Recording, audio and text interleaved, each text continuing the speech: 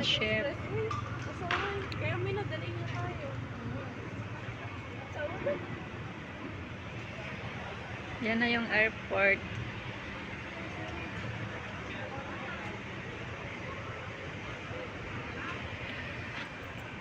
God bless us all.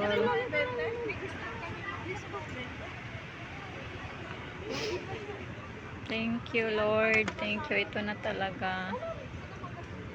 Check-in na kami maya-maya konti.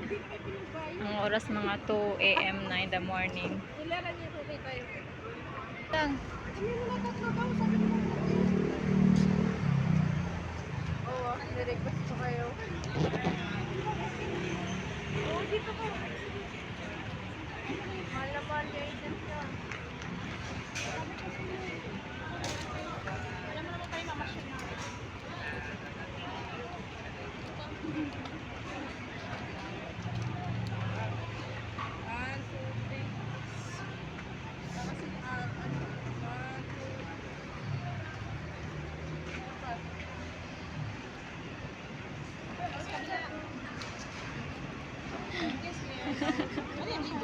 Ah? Oh. Tara na, check-in na tayo. Airport.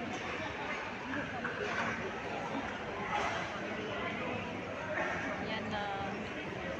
Mag-check-in na kami ng luggage namin. Pa-Oman Air kami.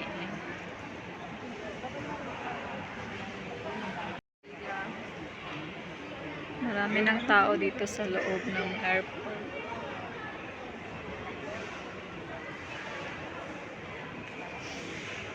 Marami talagang mag-a-abroad. Araw-araw marami talagang mag-a-abroad. Kasi dahil sa hirap ng buhay talaga. Kaya manimpalad sa ibang bansa. Sana swertihin. Sana swertihin kami sa abroad.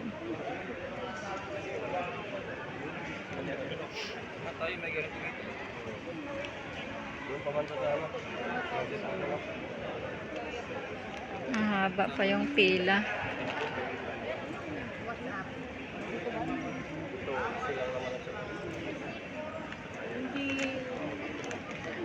Ayan sila din. Sa ibang agency din to sila sa NAD. May pila po. Kasama mo yun? Yun, kasi rin sa pagkakas. Ay, galing Limbros yan. Iiwan sila. Bakit lahat sila Marami din sila kasabay na magpa-fly. Siya yung pinaka-senior eh. Yung isa yung kasama niya. Yan, friendship. Palis na ako ng Pilipinas. Manipads ako sa ibang bansa. Sana swertihin ako doon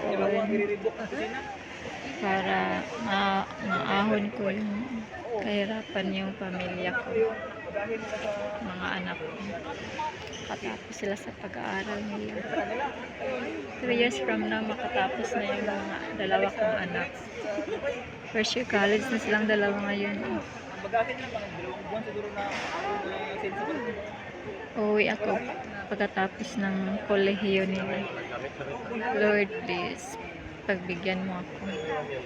Sana nga, Lord, pagbigyan mo ako, Lord. Haba kasi yung connecting flight nila.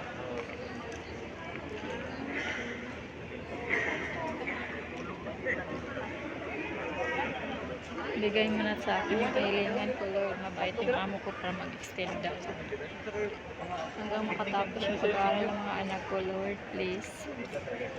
Thank you, Lord. Protect me, Lord. Protect me sa ibang bansa.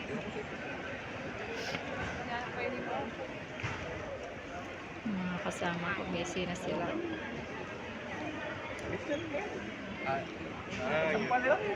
God bless us. Love you. See you. Naghintay pa sila dun sa Take area. care. Wala